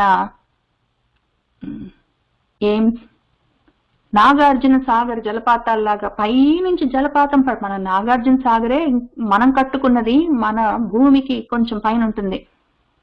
అక్కడి నుంచి పడుతున్న జలపాతానికి కింద ఎంత నురుగలు ఉంటాయో, ఇంకా మన ఇక్కడ అమెరికాలో ఉన్న నయాగారా జలపాతానికి ఇంకా ఎంత నురుగులు ఉంటాయో, ఇంకా కొన్ని 80-90 అడుగుల ఫీట్ వరకు ఉంటాయి. ఇవి ఆకాశం నుంచి పడుతున్న నీళ్లు, ఇంకా చెప్పడానికి ఏముంటుంది. సలిలోత్పీడై ఆ గొప్ప నురుగులు, అవి తెల్లగా ఉన్నాయి. వాటితో అవి సహస్రధ 100 విధాలుగా, అనంతమే వేల విధాలుగా కీర్యమాణై చల్లబడుతున్నాయి. మొత్తం ఆ తుంపెర్లు, ఆ నురగలు అన్ని వైపులకి ఎన్నో విధాలుగా చల్లబడుతున్నాయి, చిమ్ముతున్నాయి. పైగా ఆ నురగలన్నీ ఇట్లా చిమ్ముతూ ఉంటే అన్ని వైపులకి 1000 విధాలుగా అవి ఎట్లా ఉన్నాయి. ఏదో శారద అభ్రైహి ఇవ, శరత్కాలంలోని అభ్రములు అంటే మన మబ్బుల ఇవ లాగా ఆకీర్ణం చల్లా చెదరుగా ఉన్నాయి, శరత్కాలంలోని మబ్బుల్లాగా ఉన్నాయి అవి చూస్తుంటే. ఆ విధంగా మన గగనము హంస సంప్లవైహి హంసలతో నిండి ఉండి కనిపిస్తూ ఉన్నది. తెల్లటి నురగలు, ఆ తెల్లటి నురగలు మొత్తం చల్లా చెదరుగా ఉన్నాయి, ఏదో శరత్కాలంలోని తెల్లటి వెండి మబ్బుల్లాగా ఉన్నాయి, అందులో హంసల్లాగా ఉన్నాయి. ఆకాశం ఎంతో గొప్పగా ప్రకాశిస్తున్నది. పాండరైః సలిల ఉత్పీడైః కీర్యమాణైః సహస్రధ శారదాభ్రైః ఇవ ఆకీర్ణం గగనం హంస సంప్లవైః.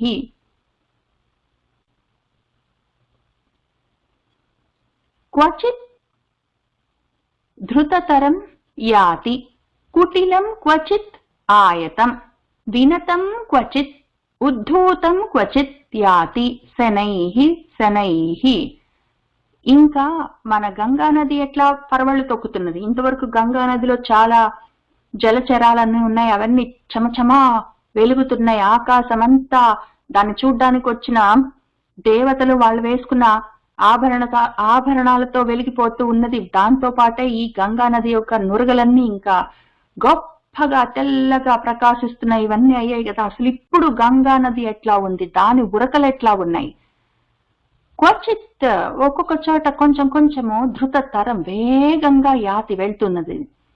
విపరీతమైన వేగంతో కొంత కొంత దూరం అది వెళ్తున్నది. క్వచిత్ కొంత కొంత దూరము కుటిలం వంకటింకరగా వెళ్తున్నది ఒక్కొక్క చోట. క్వచిత్ ఒక్కొక్క చోట ఆయతం విశాలంగా ప్రవహిస్తున్నది. క్వచిత్ ఒక్కొక్క చోట వినతం తక్కువగా నెమ్మదిగా తక్కువ ఉరువడితోటి అణిగినట్టు ప్రవహిస్తున్నది. క్వచిత్ ఒక్కొక్క చోట ఉద్ధూతం పైకి లేచి పడుతున్నది. క్వచిత్ ఒక్కొక్క చోట శనైహి శనైహి నెమ్మది నెమ్మదిగా యాతి ప్రవహిస్తున్నది. మన గంగా నది ఎట్లా ప్రవహిస్తుందంటే ఒక్కొక్క చోట వేగంగా పరవళ్ళు తొక్కుతూ వెళ్తున్నది, ఒక్కొక్క చోట వంకర టింకరగా వెళ్తున్నది, ఒక్కొక్క చోట ఆయతం విశాలంగా వెళ్తున్నది, ఒక్కొక్క చోట వినతం వంగినట్టు తక్కువ వేగంతో తక్కువ ఉధృతితోటి అలలతోటి వెళ్తున్నది, ఒక్కొక్క చోట ఉద్ధూతం బాగా పెద్ద అలలతోటి పైకి లేచి పడుతూ వెళ్తున్నది, ఒక్కొక్క చోట నెమ్మది నెమ్మదిగా వెళ్తూ ఉన్నది. క్వచిత్ ధృతతరం యాతి కుటిలం క్వచిత్ ఆయతం వినతం క్వచిత్ ఉద్ధూతం క్వచిత్ యాతి శనైః శనైః సలిలేన ఏవ సలిలం క్వచిత్ అభ్యాహతం పునః ముహుః ఊర్ధ్వముఖం గత్వా పపాత వసుధాతలం. క్వచిత్ ఒక్కొక్క చోట పునః మళ్ళీ సలిలేన నీళ్లతోటే ఏవా సలిలం నీళ్లు అభ్యాహతం కొట్టబడుతున్నాయి. ఒక్కొక్క చోట ఈ నీళ్లు ఆ నీళ్లు ఈ అలలు ఆ అలలు కొట్టుకుంటున్నాయి. ముహుః మళ్ళీ ఒక్కొక్క చోట ఊర్ధ్వముఖం పైకి లేస్తున్నాయి అలలు. ఆ విధంగా గత్వా వెళ్ళి వసుధాతలం భూమి మీద పపాత పడుతున్నాయి. ఒక్కొక్కసారి అలలు పెద్దగా పైకి లేస్తున్నాయి, డామని భూమి మీద పడుతున్నాయి, పారుతున్నాయి. ఒక్కొక్క చోట ఈ నీళ్లు ఆ నీళ్లు కొట్టుకుంటున్నాయి. ఆ రకంగా ఉన్నది. సలిలేన ఏవ సలిలం క్వచిత్ అభ్యాహతం పునః ముహుః ఊర్ధ్వముఖం గత్వా పపాత వసుధాతలం. తత్ శంకరశిరః భ్రష్టం భ్రష్టం భూమితలే పునః వ్యరోచత తదాతోయం నిర్మలం గతకల్మషం. తత్ ఆ శంకరశిరః శంకరుల వారి తలపైకి భ్రష్టం జారి పునః మళ్ళీ భూమితలే భూమిపైకి భ్రష్టం జారిన ఆ నిర్మలం నిర్మలమైన తోయం నీళ్లు, అవి గత కల్మషం కల్మషాలు అన్నవి దోషాలన్నవి లేని నిర్మలమైన ఆ నీళ్లు వ్యరోచత గొప్పగా ప్రకాశిస్తున్నాయి. శంకరుల వారి తల మీద పడే అవి ఎంతో పావనమైపోయాయి. అక్కడి నుంచి భూమి మీద పడి ఎంతో గొప్పగా గత కల్మషములై నిర్మలమైన ఆ నీళ్లు వ్యరోచత ప్రకాశిస్తూ ఉన్నాయి. తదా అప్పుడు తత్ శంకర శిరః భ్రష్టం భ్రష్టం భూమితలే పునః వ్యరోచత తదా తోయం నిర్మలం గత కల్మషం.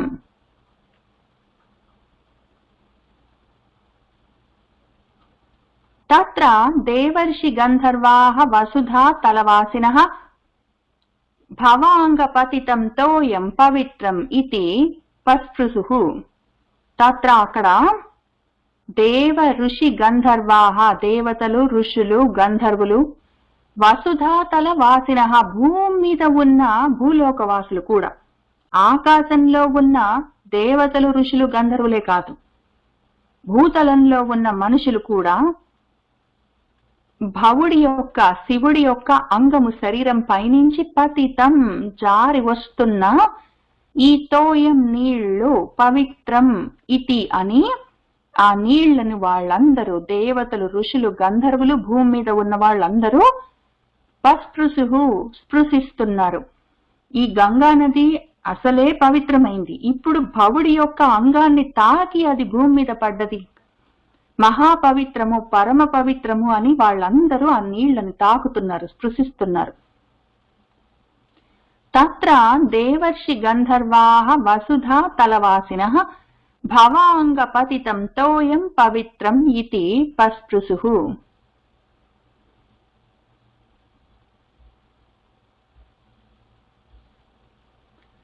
శాపాత్ ప్రపతితా ఏ చ గగనాత్ వసుధాతలం కృత్వా తత్ర అభిషేకం తే బభూవుః గతకల్మషాః. ఎవరైనా సరే ఒకవేళ శాపాత్ శాపం వల్ల ప్రపతితాః కింద పడితే, శాపం వల్ల కిందికి జారొస్తే, వాళ్ళు కూడా ఒకవేళ తే వాళ్ళందరూ తత్ర అక్కడ ఆ నీళ్లలో అభిషేకం కృత్వా స్నానం చేస్తే ఇంకా గత కల్మషాః కల్మషాలన్నిటిని పోగొట్టుకొని బభూవుః ఉంటారు. ఒకవేళ ఎవరైనా గగనాత్ గగనం నుంచి, ఆకాశం నుంచి, శాపాత్ శాపం వల్ల, వసుధాతలం భూమి పైకి పతిత ప్రపతిత పడితే వాళ్ళు కూడా ఈ గంగలో స్నానం చేశారంటే కల్మషాలన్నిటిని పోగొట్టుకొని వాళ్ళు పరిశుద్ధులవుతారు. శాపాత్ ప్రపతితాః ఏ చ గగనాత్ వసుధాతలం కృత్వా తత్ర అభిషేకం తే బభూవుః గతకల్మషాః. ధూతపాపాః పునః తేన తోయేన అథ శుభాస్వతా పునః ఆకాశం ఆవిశ్య స్వాన్ లోకాన్ ప్రతిపేదిరే. ఆ విధంగా ఎవరైనా సరే ఏదో ఒక కారణానికి ఆకాశం నుంచి ఏదో శాపగ్రస్తమై భూమి మీద పడవలసి వస్తే వాళ్ళు తేన తోయేన ఈ నీళ్ల వల్ల, ఈ శుభాస్వత గొప్ప వెలుగులతో ఉన్న ఈ నీళ్ల వల్ల, అప్పుడు పునః మళ్ళీ ధూత పాపాః పాపాలన్నీ నిర్ధూతమై అవన్నీ పక్కకు తొలగిపోయి పాపాలు పునః మళ్ళీ వాళ్ళు ఆకాశాన్ని ఆవిశ్య ప్రవేశించి ఆకాశం పైకి వెళ్ళి వాళ్ళ స్వాన్ లోకాన్ వాళ్ళ స్వంత లోకాలను ప్రతిపేదిరే పొందుతారు. ధూత పాపాః పునః తేన తోయేన అథ శుభాస్వత పునః ఆకాశం ఆవిశ్య స్వాన్ లోకాన్ ప్రతిపేదిరే.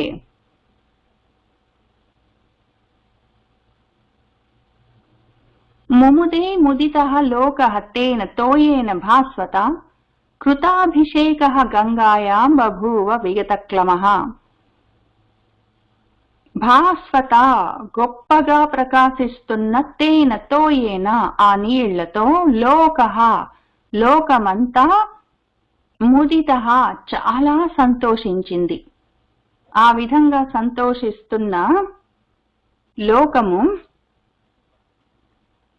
గంగాయాం గంగలో కృతాభిషేకః స్నానాలు చేసి విగత క్లమః క్లమం అంటే క్లేశము శ్రమ, వాళ్ళ క్లేశాలను శ్రమలను విగతం పోగొట్టుకుని ముముదే మోదంతో బభూవ ఉన్నారు. మొత్తం లోకంలోని ప్రజలందరూ, ముల్లోకాల్లోని ప్రజలు, దేవతలు, ఋషులు, గంధర్వులు, మనుషులు అందరూ అటువంటి గొప్ప గంగా జలాల్లో స్నానాలు చేసి వాళ్ళ శ్రమను పోగొట్టుకుంటున్నారు, వాళ్ళ పాపాలను పోగొట్టుకుంటున్నారు. పైన పాపాలను చెప్పారు, ఇక్కడ పాపాలు, ఇక్కడ క్లేశాలు. పాపాలు పోతే మళ్ళీ పుట్టవలసిన క్లేశము ఉండదు, కష్టం ఉండదు, అవి కూడా పోతున్నాయి. వాళ్ళు ఆ విధంగా అందరూ సంతోషిస్తున్నారు లోకులందరూ. ముముతే ముదితః లోకః తేన తోయేన భాస్వత కృత అభిషేకః గంగాయాం బభూవ విగతక్లమః. భగీరథః అపి రాజర్షిః దివ్యం స్యందనం ఆస్థితః ప్రాయాత్ అగ్రే మహాతేజాః తం గంగా పృష్ఠతః అన్వగాత్. ఆ విధంగా ఇంతకు ముందు పైన వచ్చింది ఇదే శ్లోకం, మళ్ళీ అదే విధంగా నడుస్తూ ఉన్నది. అప్పుడు మళ్ళీ మన భగీరథ రాజర్షి మన రాజర్షి అయిన భగీరథుడు అపి కూడా దివ్యం స్యందనం బంగారపు రథాన్ని ఆస్థిత ఎక్కి ఉన్నాడు. ఆ విధంగా ఉన్న ఆయన ఆ మహాతేజోమూర్తి మన భగీరథుడు అగ్రే ముందు ప్రాయాత్ వెళ్తున్నాడు. తమ్ ఆయనని అనుసరించి గంగా పృష్ఠత వెనకాలే అన్వగాత్ వెళ్తూ ఉన్నది. భగీరథ అపి రాజర్షి దివ్యం స్యందనం ఆస్థిత ప్రాయాద్ అగ్రే మహాతేజా తం గంగా పృష్ఠత అన్వగాత్.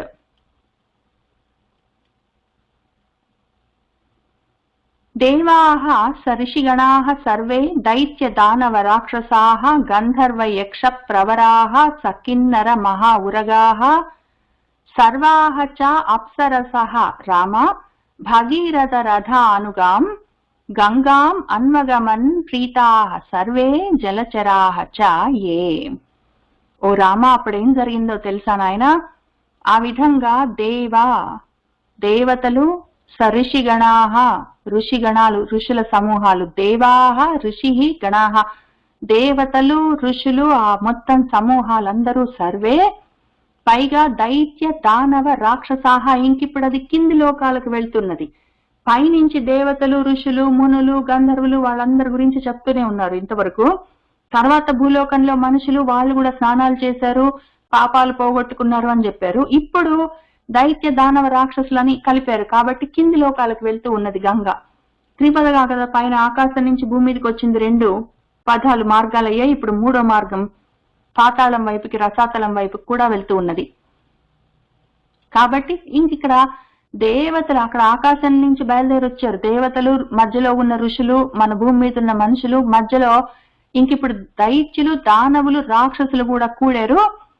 గంధర్వ యక్ష ప్రవరాహ ప్రవరులు గొప్పవాళ్ళు, ఆ మొత్తం సమూహాలు గంధర్వులు యక్షులు, స కిన్నరాలు కిన్నరులు, మహా ఉరగాహ గొప్ప గొప్ప ఉరగాలు పాములు, అట్లానే అప్సరస అప్సరసలు, సర్వాహ అందరూ రామ భగీరథ రథం భగీరథుడి రథాన్ని అనుసరించి వెళ్తున్నారు. భగీరథుడు ముందు వెళ్తున్నాడు మహా గొప్పగా, ఆయన వెనకాల గంగ వస్తున్నది. ఆయన వెనకాల వీళ్ళందరూ కూడా గంగాదేవితో పాటు వెళ్తూ ఉన్నారు. ఆ విధంగా అందరూ గంగను అన్వగమన్ అనుసరిస్తూ ఉన్నారు. సర్వే అందరూ ప్రీతాహ ఎంతో ప్రీతితో, అదే విధంగా ఏవైతే జలచరాహ చ జలచరాలున్నాయో అందులో మనం చెప్పుకున్నాం కదా, పాములు మొసళ్ళు తేళ్లు కూడా ఉంటాయి, చేపలు, తర్వాత ఏదో కూర్మాలు తాబేళ్లు అన్నీ ఉన్నాయి. అన్నీ కూడా మన భగీరథుడిని అనుసరిస్తున్నాయి. భగీరథుడు బంగారు రథంలో ముందు వెళ్తుంటే వెనకాల గంగలో ఉన్న ఈ మొత్తం జలచరాలు, దాని పక్క నుంచే మొత్తం దేవతలు ఋషులు దైత్యులు దానవులు రాక్షసులు గంధర్వులు యక్షులు కిన్నరులు ఉరగాలు అప్సరసలు అందరూ ఆయన వెనకాల వెళ్తున్నారు.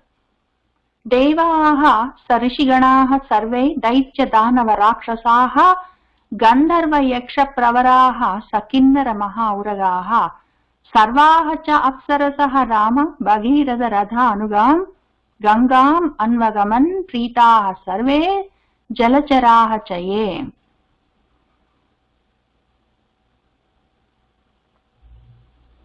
యతః భగీరథః రాజా తతః గంగా యశస్విని జగామ సరితాం శ్రేష్ఠ సర్వపాప ప్రణాశిని. అప్పుడేం జరిగిందంటే, యతః ఎక్కడెక్కడైతే మన రాజా భగీరథ మహారాజు వెళ్తూ ఉన్నాడో, తతః అక్కడక్కడ ఇంకా ఆయన వెంట ఆ యశస్విని ఆ యశోమూర్తి గంగా కూడా జగామ వెళ్తూ ఉన్నది. ఆ గంగాదేవి సరితాం శ్రేష్ఠ నదులలో శ్రేష్టమైనది. ఆ తల్లి సర్వపాప ప్రణాశిని సర్వ పాపాలను నశింపచేయగలిగింది. ఎటువైపుకి భగీరథుడు వెళ్తున్నాడో అటువైపుకి ఆయనను అనుసరించి ఆ గంగ కూడా వెళ్తూ ఉన్నది. యతః భగీరథః రాజా తతః గంగా యశస్విని జగామ సరితాం శ్రేష్ఠ సర్వపాప ప్రణాశిని. తతః హి యజమానస్య జహ్నోః అద్భుత కర్మణః గంగా సంప్లావయామాస యజ్ఞవాటం మహాత్మనః. తతః ఇంకప్పుడేం జరిగిందంటే ఆ విధంగా వెళ్తూ ఉంటే యజమానస్య యజ్ఞం చేసుకుంటూ ఉన్న ఒక అద్భుత కర్మణః గొప్ప కర్మలు చేయగలిగిన వాడు, ఎంతో గొప్ప ఘనకార్యాలు చేయగలిగిన వాడు జహ్ను యొక్క ఆ మహాత్ముడి యొక్క యజ్ఞవాటం, ఆయన యజ్ఞం చేసుకుంటున్న ఆ యజ్ఞ వాటిక మొత్తం ఆ ప్రదేశాన్ని కూడా మన గంగ సంప్లావయామాస మొత్తం ముంచేసింది. మరి భగీరథుడు ఎటు వెళ్తున్నాడో ఆయన వెనకాల వెళ్తూ ఉన్నది. ఆయన రథం చిన్నగా ఉండిండొచ్చు, మన గంగా మహా ప్రవాహంతో ఉధృతంగా ప్రవహిస్తున్నది. దారిలో జహ్ను మహర్షి యజ్ఞం చేసుకుంటుంటే ఆయన యజ్ఞ వాటికి అడ్డొచ్చింది, దాన్ని కూడా ముంచేసుకుంటూ వెళ్ళిపోతుంది మన గంగాదేవి. తతః హి యజమానస్య జహ్నోః అద్భుత కర్మణః గంగా సంప్లావయామాస యజ్ఞవాటం మహాత్మనః తస్య అవలేపనం జ్ఞాత్వా క్రుద్ధః యజ్వా తు రాఘవ అపిబచ్చ జలం సర్వం గంగాయాః పరమాద్భుతం. ఓ రాఘవ, అప్పుడేం జరిగిందో తెలుసా నాయన రామా? మన యజ్వా, ఆ యజ్ఞం చేసుకుంటున్నవాడు మన జహ్నువు, ఆయన తస్య మన గంగాదేవి యొక్క అవలేపనం, ఆ గర్వాన్ని జ్ఞాత్వా చూసుకున్నాడు. ఇంత గర్వమా, యజ్ఞం చేసుకుంటుంటే కూడా ముంచేసుకుంటూ పోతున్నదా అని ఆయనకు కోపం వచ్చింది. ఆయన క్రుద్ధః, కోపగించిన వాడై అప్పుడు పరమాద్భుతం, గొప్ప అద్భుతం ఆయన ఏం చేశాడంటే గంగాయాః, ఆ గంగాదేవి యొక్క సర్వం జలం, నీళ్లు మొత్తాన్ని అపిపత్ తాగేశాడు. ఆయనకి కోపం ఎందుకు రావడం మధ్యలో? అప్పుడు పైన శివుడికి ఎందుకు కోపం రావడం, ఇప్పుడు జహ్నువుకి ఎందుకు కోపం రావడం? అది నదుల యొక్క ప్రవాహాల యొక్క లక్షణము. నదుల ప్రవాహాలకు ఆ లక్షణం ఉంటుంది. పైనుంచి పడుతూ ఉంటే మార్గంలో ఏవి ఉన్నా ఈడ్చుకొని వెళ్ళిపోతాయి. అవి చెట్లున్నా, పుట్టలున్నా, కొండలున్నా, మనుషులున్నా లాక్కొని వెళ్ళిపోతాయి. జల ప్రవాహం, ఆ ఉధృతి అట్లా ఉంటుంది. అంత మాత్రానికి నువ్వు ఇట్లా చేస్తావా, ఆ విధంగా అనుకుంటావా అని శివుడికి కోపం వస్తే గంగ ఏం చేస్తుంది? మధ్యలో దారిలో ఏది ఉంటే అది మునిగిపోతుంది. మరి గంగ వెళ్ళిపోతుంటే, నదులు వెళ్ళిపోతుంటే, నదుల మధ్యలో ఏమైనా ఉంటే ఆ ప్రవాహానికి, ఆ ఉధృతికి అవి కొట్టుకొని పోతాయి, మునిగిపోతాయి. ఈయన కోపం వస్తే గంగ ఏం చేస్తుంది? కానీ కోపం వచ్చింది వాళ్ళకి, వచ్చి ఆయనేమో మొత్తం జటాజూటంలో ఆపేశాడు, ఈయనేమో పరమాద్భుతంగా మొత్తం మింగేశాడు.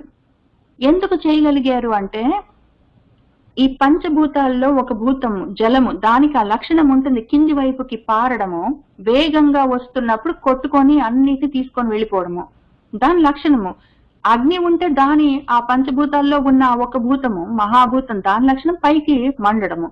అవి చేస్తాయి. అయితే వీళ్ళిద్దరు అక్కడ శివుడు తల మీద ఆపేశాడు, ఈయనేమో మొత్తమే మింగేశాడు. ఎందుకు చేయగలిగారు అంటే వాళ్ళ యొక్క తపశ్శక్తి అటువంటిది, వాళ్ళ యొక్క స్థితి అటువంటిది.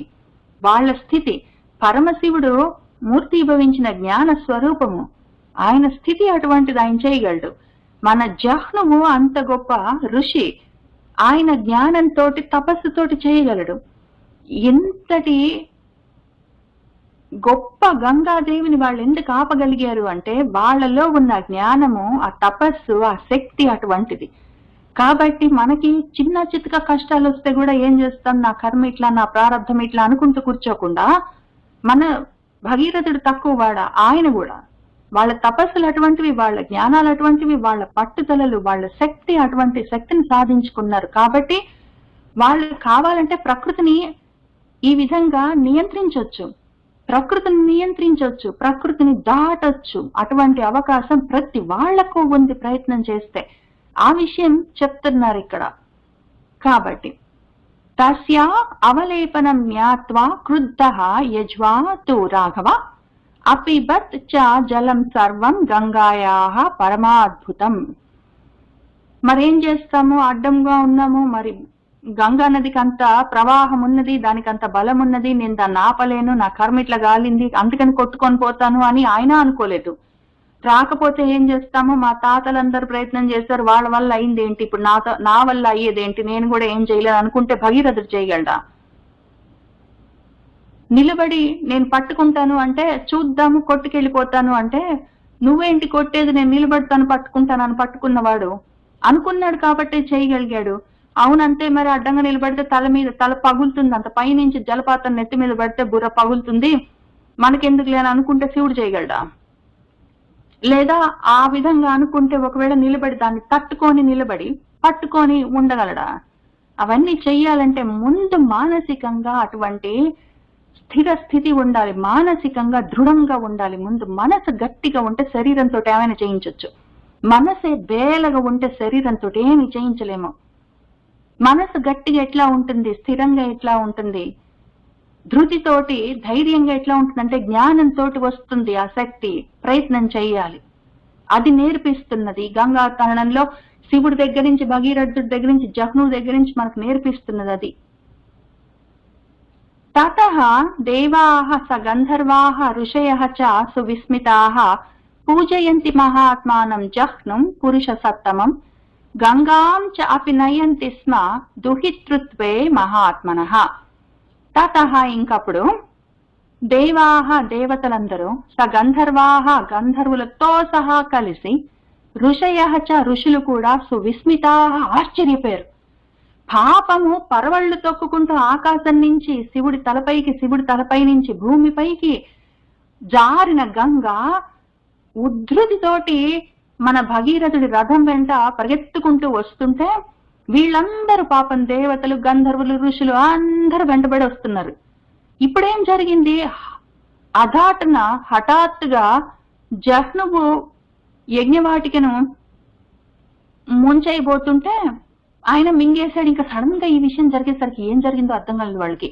ఏం జరిగిందో అర్థం కాలేదు. వాళ్ళు విస్మయానికి లోనయ్యారు, ఆశ్చర్యపోయారు. సడన్ గా అంతవరకు పరిగెత్తుకుంటూ వస్తున్న గంగ ఇప్పుడు లేదు అక్కడ, మాయమైపోయింది, ఇంకేమి లేదు అక్కడ.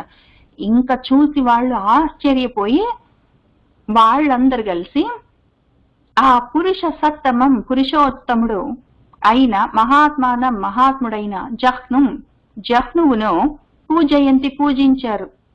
ఆయన్ని పూజించి కొంచెము, ఇదిగో నువ్వు వదిలిపెట్టు, పాపము మనవాడు భగీరథుడు అడుగుతూ వస్తున్నాడు, తీసుకొని వస్తున్నాడు, ఆయన తాతల కోసమే ప్రయత్నం చేస్తున్నా కూడా ఇది 3 లోకాలని పావనం చేసే గంగ అందరి కోసం వచ్చింది అని వాళ్ళు ఆయన్ని పూజించారు. పూజించి ఏం చెప్పారంటే, ఇదిగో గంగా, ఈ గంగను మహాత్ముడి యొక్క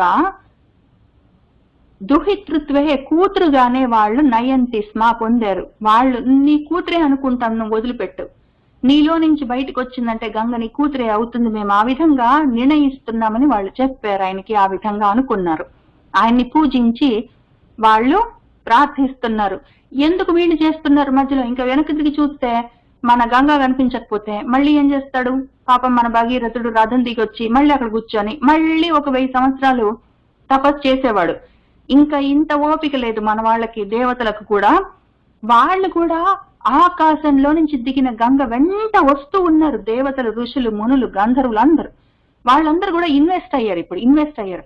ఏదో సినిమా చూసేటప్పుడు ఏదో సినిమా సగం వరకు చూస్తాం, అంతంత మాత్రంగా. చివరికి వచ్చేసరికి మనం కూడా ఆ సినిమాలో ఎవరికో హీరోకో, హీరోయిన్కో, ఎవరికో మంచి వాళ్ళకి ఎవరికి కష్టం ఉందంటే మనం ఇన్వెస్ట్ అవుతాము, వాళ్ళకి మంచి జరగాలని కోరుకుంటాం కదా.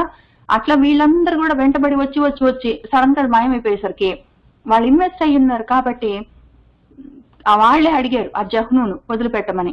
వాళ్లే ఇంకా జహ్నువుకి కూతురు గంగాని అనుకున్నారు. ఆ విధంగా నిర్ణయించారు. అప్పుడు తతః దేవాః స గంధర్వాః ఋషయః చ సువిస్మితాః పూజయంతి మహాత్మానం జహ్నుం పురుష సత్తమం గంగాం చ అపి నయంతి స్మ దుహితృత్వే మహాత్మనః. తతః తుష్టః మహాతేజాః శ్రోత్రాభ్యాం అసృజత్ పునః తస్మాత్ జహ్నుసుతా గంగా ప్రోచ్యతే జాహ్నవి ఇతి చ. తతః ఇంకప్పుడు ఆ మహాతేజాః, ఆ గొప్ప తేజోమూర్తి మన జహ్నువు, తుష్టః సంతోషించాడు, తృప్తి చెందాడు. వాళ్ళందరూ అట్లా పూజిస్తే వదిలిపెట్టయ్యా నాయన అని అడిగితే ఇంకా ఆయన సంతోషించి ఆయన శ్రోత్రాభ్యాం, ఆయన చెవుల్లో నుంచి పునః మళ్ళీ ఆ గంగను అసృజత్ సృష్టించాడు. తస్మాత్ కాబట్టే ఇంకప్పటి నుంచి ఆ జహ్నుసుత జహ్నువు నుంచి బయటికి వచ్చింది కాబట్టి ఆ గంగ జాహ్నవి ఇతి జాహ్నవి అని ప్రోచ్యతే చెప్పబడుతున్నది కూడా.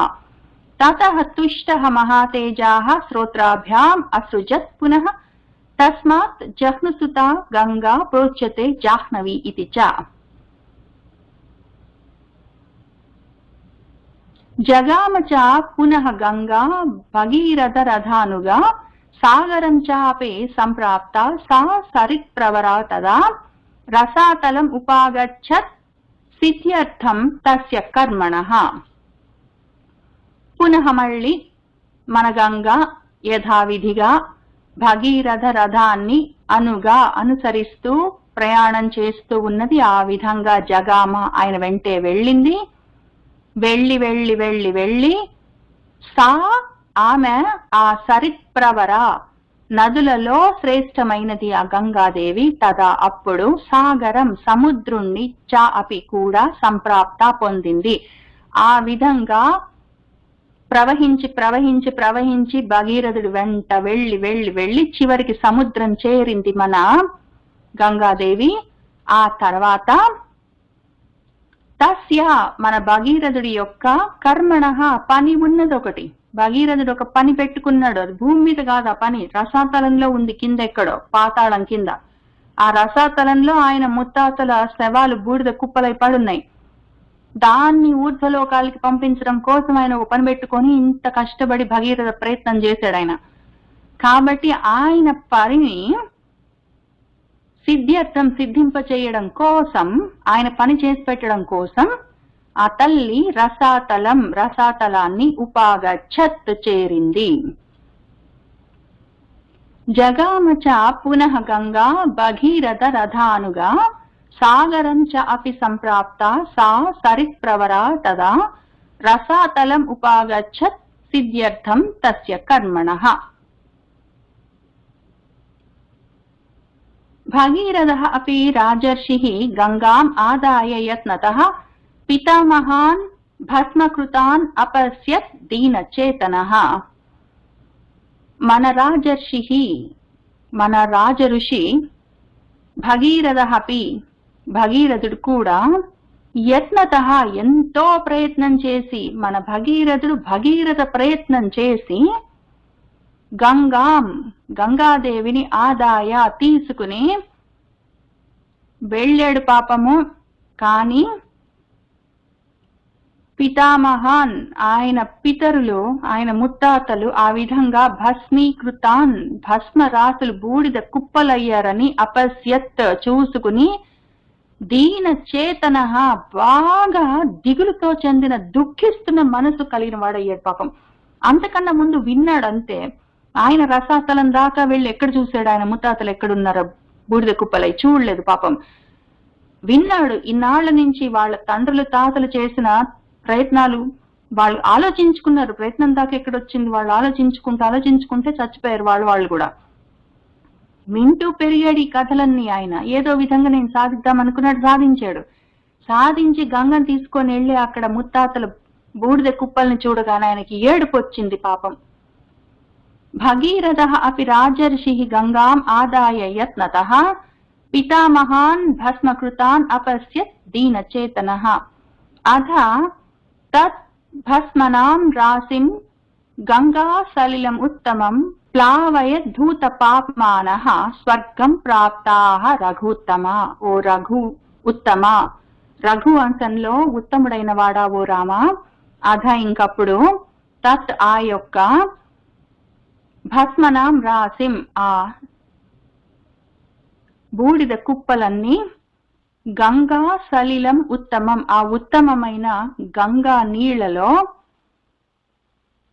ప్లావయత్ మునిగి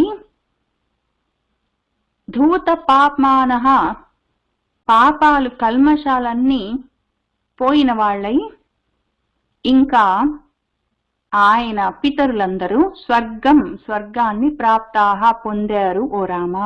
ఆ విధంగా కొన్ని తరాలు ప్రయత్నం చేస్తే అప్పుడెప్పుడో జరిగిన విషయానికి తర్వాత ఇన్ని తరాలకి ఇప్పుడు భగీరథ ప్రయత్నంతో మన భగీరథుడు ఆ గంగాదేవిని ఆకాశం నుంచి భూమికి దింపి, ఆకాశం నుంచి ముందు శివుడి శిరస్సుపైకి, అక్కడి నుంచి భూమిపైకి, అక్కడి నుంచి పాతాళం నుంచి రసాతలం దాకా తీసుకొని వెళ్లి ఇంతకీ ఆయన ముత్తాతలకు ఊర్ధ్వగతులను ఇప్పించాడు ఓ రామ.